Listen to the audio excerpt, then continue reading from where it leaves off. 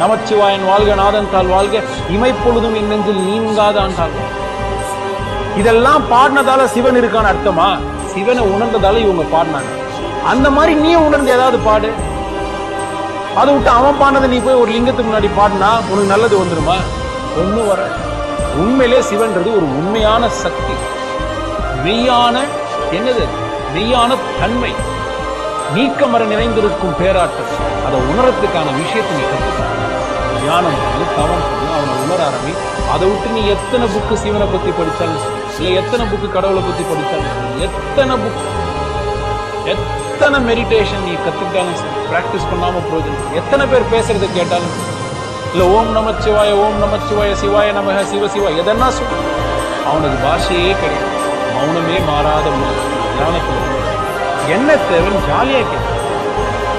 நீ கேட்டதெல்லாம் கிடையாது.